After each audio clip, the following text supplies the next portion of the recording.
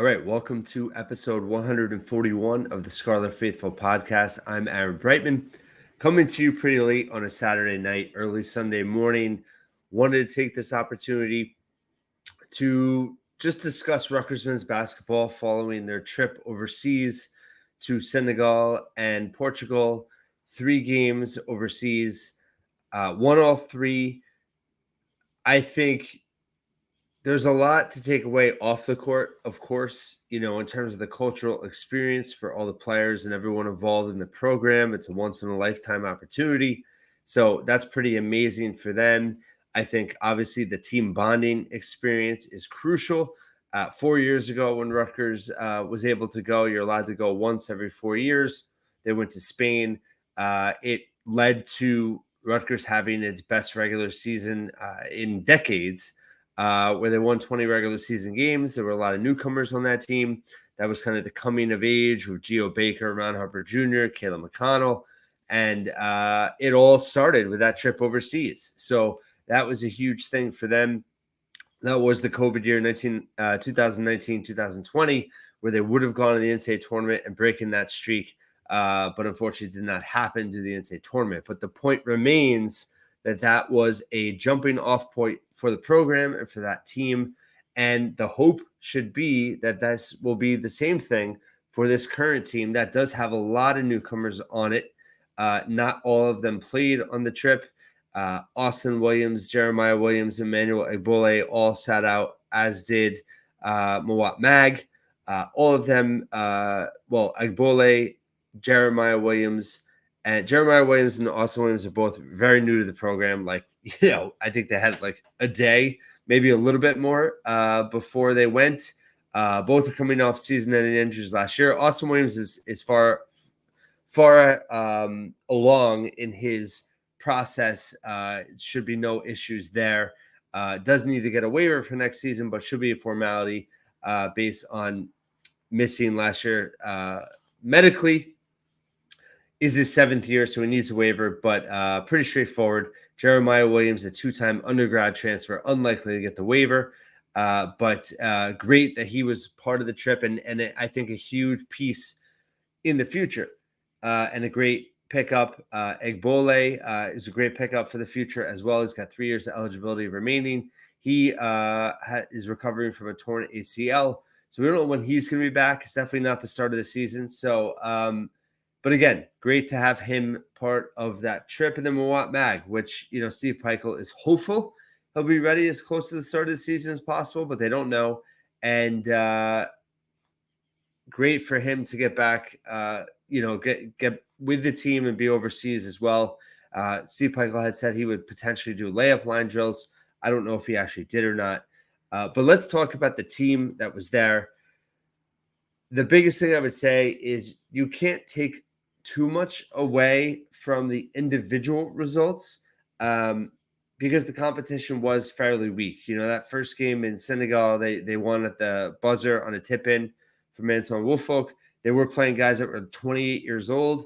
I don't know the level. I mean, I wouldn't say it wasn't a pro team per se. It was a local team put together, Senegal Select, but it's not, they're not playing a European league professionally like some of these other countries, obviously. So my point is, if you look at individual statistics, a lot of the players had some big games. Even Jamichael Davis had a double-double in his last game.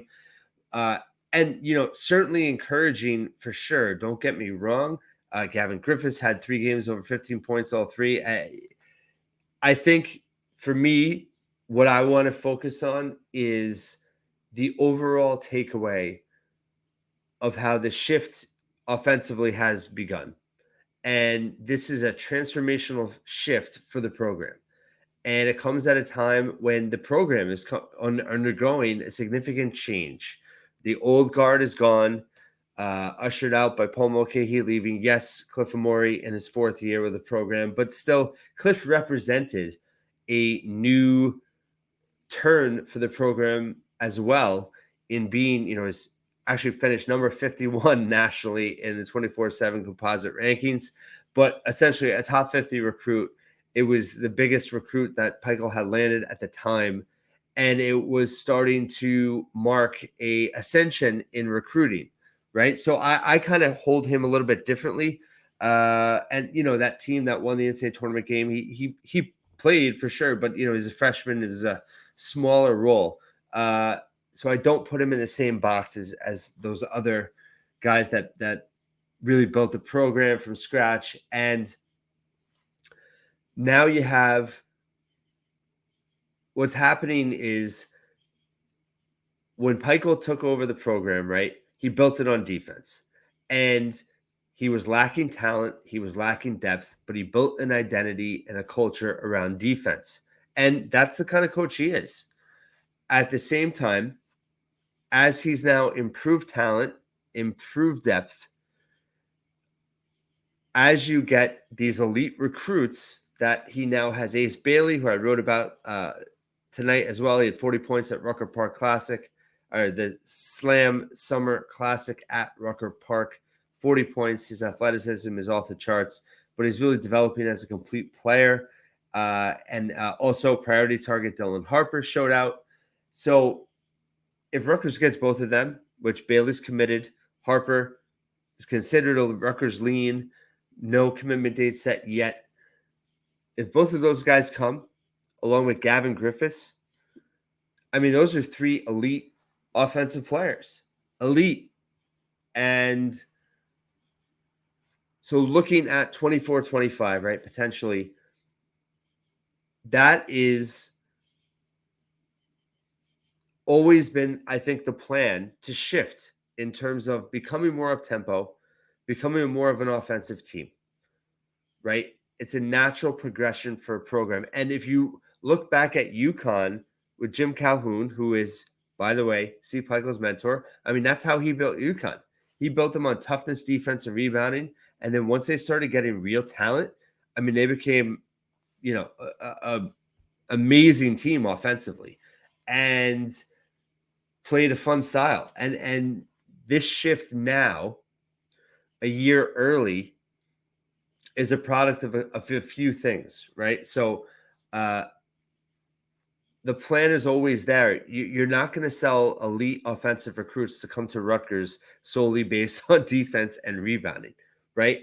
And the modern game is showing us that that's how you play now is you play faster, you play in open space, you shoot threes, you prioritize threes, right? And we saw that on this trip for Rutgers. And for me, that is the number one by far. And really, it's the only takeaway. But again, I'm speaking to the bigger picture here of how this program is transforming. I literally in front of our eyes. And you don't go overseas and play a certain style to then come back and go into the season and play differently. Based on the way the personnel is now, and that's another point to this. This is how they're going to play. And again, 2 of the games in Portugal were under FIBA rules, which means they played on a 24-second shot clock, not a 30-second shot clock like you do in college. So you're getting more possessions, you're taking more shots. So Rutgers shooting 100 threes in 3 games and made 48 out of 100, 48%. Unbelievable. So again, the competition wasn't great. They're not getting defended the way they're going to get defended in college basketball and in the Big Ten. But if you're going to make this this progression offensively, and you're going to shoot a ton of threes, and you go out and you hit 48% of them, regardless of the competition, that's very encouraging. And the style of play, what I thought of everything I saw, and I didn't the live stream. Listen, I watched some of it. I tried to watch some of it. It's it was not the best camera angle, but for me the biggest takeaway was there was a possession late in that first Portugal game, and it happened more than once. But Portugal made the Portuguese team made a basket. And you can hear Pikiell vocally telling Derek Simpson, to get the ball down the court and to push the pace. And they got a shot off pretty quickly. I think they hit a three. I can't remember exactly, but it was the intent. It was hearing Pikiell say, get the ball up the floor. That was amazing. And that is not the way he's coached for a long time, and as memorable, as important, as historic, guys like Ron Harper Jr., Geo Baker they weren't the most efficient or elite offensive players. They were good. They were all guts, all heart, and very good. And Ron Harper Jr. rightfully is in the NBA once again, two-way deal, G League. Those guys, I'll always love those guys, and they took the program so far. But now the talent level is even higher, and in terms of what Rutgers is going to be, right? I wouldn't say. Both of those guys would still be, big time players on this current team, but the style in which this team is going to play is different. They're going to play up tempo. They're going to look to push, and I think the way they played on this trip and hearing Pikiell on that live stream, wanting to push the pace, it's very clear. And that's how players want to play. That's how elite recruits want to play. They want to be in an open floor and be able to create, and Rutgers now has guys that can create. They haven't had that. Last year, they didn't have that. That's why Derek Simpson was so prioritized towards the end, because he ended up being the only guy that could create any offense off the dribble. And with this team, we have Derek Simpson back. But now you have Noah Fernandes, who absolutely can create offense for himself and others. He can shoot threes.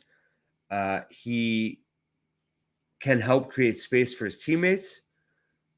And he's going to be a big addition. Then you have Austin Williams, who didn't play on the trip, but he's he attacks the rim. He can create. He gets to the foul line really well. He's a bigger guard. But you have the three of them now. So you have two new guys with Simpson. They can all create. They can all attack the rim, but they all do it a little differently. Very differently, actually. And that just, on the face of it, gives Rutgers a different look offensively and makes them more dynamic. And then now you have Gavin Griffiths, who, he showed out on this trip. And again, competition results, you got to, stay grounded on it. But he hit a lot of threes. And, there was a video they put out Friday of him attacking the rim and giving a bounce pass to Cliff, who dunked it. And, for Cliff, he is not a on the block, put your back on a defender, post up, and make a move and get to the rim. That's not his strength. His strength is operating in an open space and utilizing his athleticism to dominate. And when you have multiple guys now who can create off the dribble and attack the rim, defenses are going to have to adjust, and defenses are going to have to stay honest. And it's going to really help Cliff this year. I really believe that. And so that's a huge development. I just want to make sure I'm not missing any specific things I wanted to say. One thing I did want to say, the idea that the Rutgers offense or the backcourt is better without Cam Spencer and Paul Mulcahy. I wanted to address that. So without Cam Spencer, no, that's honestly ridiculous. He's a tremendous three-point shooter, and he's going to a team in UConn, or he is with a team in UConn that pushes the pace, has very highly skilled offensive players all over that floor, but he's there to hit threes. And to think that he wouldn't benefit by Rutgers playing a more open style and a more up-tempo style is crazy. He absolutely would, because opponents would have a harder time locking in on him when you're playing a half-court game and playing games in the 50s and 60s. If you're running up and down the court, if you have multiple guys that can attack, it's going to create space for Spencer. He would thrive in this offense. So to say that the guards are better now than they were, and I've seen that comment, it's not true. It's not true because Cam Spencer would have been here and he would have thrived in this new look offense. It's why they went out and got Noah Fernandes in the first place, was to get a guy that could create space for him and not allow defenses to just clamp down on him the way they were last year. So that's that. Now, Paul Mulcahy, it's absolutely true that his style of play forced the issue in the sense, and I do think this is how the staff wanted to play, and this is how Pikiell wanted to play for a long time, and I think it spoke to the personnel. But it's a slower pace, it's a half-court pace, and while they ran in at times, and I always thought, I mean, if you look back, they were definitely effective in transition at times, but they would not be the style in which they played overseas. They would not be playing so free flowing with Paul Mulcahy back next year. Now, the argument that he left because he was told he wasn't going to play much and have much of a role is the biggest load of crap I've ever heard. It's not true. And to say now that, they're now doing this, because they were going to do this anyway, and Paul wasn't going to play. I mean, it's ridiculous. It's ridiculous. And it's a discredit to Pikiell, who is as loyal as they come. And he was extremely loyal to Paul Mulcahy, and he was going to have a big role next year. Would it have been different with Noah Fernandes there? Sure. You have a legit point guard there with you now, but Paul Mulcahy, he was gonna play a lot. He was, and to say otherwise is disingenuous or just being misinformed. And he left, and it's now opened the door to play this style a year earlier than I think they expected to. And it's going to be a blessing. Again, saying it's going to be a blessing and saying you wish Paul Mulcahy had left like he did, or he left because he was unhappy because he was told he wasn't going to play. Different things. It's a blessing because now, a year early, before the cavalry arrives in 24-25, Derek Simpson, Antoine Woolfolk, Jeremiah Williams most likely in practice, Antonio Chol, who we haven't talked about, but had some moments overseas, showcased the three, has potential for sure.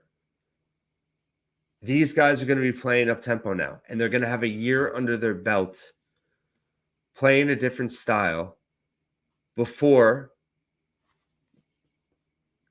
Dylan Harper potentially, hopefully. Ace Bailey, I'm knocking on wood, by the way, if you're listening to this podcast, and the wood is my head. Ace Bailey, Lathan Somerville, Bryce Dortch, who knows what transfers. Interesting topic this week with the sleepers who are raving about Rutgers basketball. Both this year, they're super excited about this too, about the transition in offense and playing more up tempo, focusing on threes. And they were talking about the ceiling for the 24-25 team, and saying that top 10 preseason, possibly top 5. I mean, the expectations are gonna just be wild, and I think that. And that's the national podcast, by the way, affiliated with the Field of 68. But the difference is these guys are going to have a year under their belt now. And it's going to help tremendously in 24-25 by Rutgers having this style implemented. And now you're just upgrading talent by bringing in that class. But you already have a system now in place of offense that, you're prioritizing threes, you're pushing the pace, and you're going to have elite athletes and elite skilled players now doing it. So that's huge. That's huge. But it's by design in that Rutgers was planning to go that way. It's not by design that they're doing it right away, in the sense of they were expecting to have Paul Mulcahy and Cam Spencer. And again, Cam Spencer would have fit better in this style. Paul would not have. But Paul leaving now opened the door for Rutgers to blow it up. Blow it up. You have Hernandez. You have Simpson. You added Austin Williams after Mulcahy left.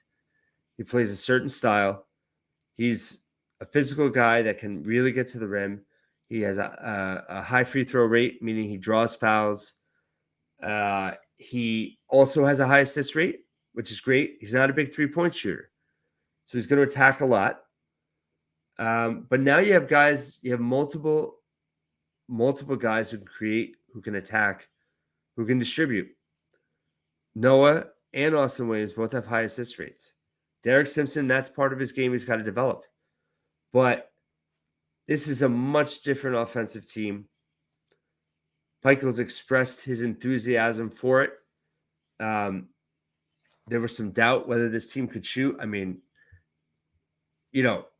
again, you can't read too much into it, but just know that, like in Senegal, they were playing on rims that weren't even they were bent, and they were draining shots. I mean, 48 out of 100 from three in 3 games. Good grief. I mean, if they even, it's not many times I'll look back, but over 20 attempts in 3 in the game last season, not many. Not many. Now you're going to be shooting, 25 to 30. You got to make 10, right? Can they? How good can this team be from 3? It's going to have to come down to Noah, Gavin,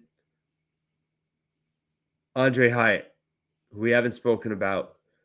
But again, I mean, he looks improved. He sounds improved. His stat line was improved. He looked like he was playing with confidence. He looks like a guy that went into the lab and really worked at his game this offseason. And that is promising. That is promising. I've always liked Andre Hyatt. If he can develop into, if he can rise from an 8 to 10 point guy who's a little streaky to a more 12, 14 point guy that's pretty consistent, that's a massive difference. And he can play multiple spots. Gavin Griffiths looks like a guy that could lead the team in scoring. Again, what will Austin Williams give them in terms of the rotation? Mawat Mag fighting back from injury.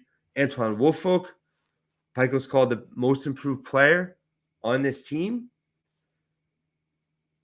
This team, and he looked good in transition last year. It's a more athletic team. It's a team that is very intriguing. But the bigger takeaway is not only is this team intriguing, but the style of which they're going to play is both exciting, but also makes a hell of a lot of sense in the future as you keep stacking elite recruits. And Rutgers is knee deep in 2025. Talked about it a lot. But this is where the build is going. And this is how you build a powerhouse. This is how Villanova was built, UConn was built, Pitt was built, brick by brick, season by season, class by class. And you win a way you have to win with the players you have initially. And listen, this is not to say Pikiell isn't going to prioritize defense. Everyone who comes to Rutgers is still going to have to play defense, and it's still going to be a big deal. Don't get me wrong. I'm not saying that identity is going away. But their offensive identity is going to be different, and they're going to have a higher skill level across the board on offense to execute it. So it's really promising. It's really exciting. And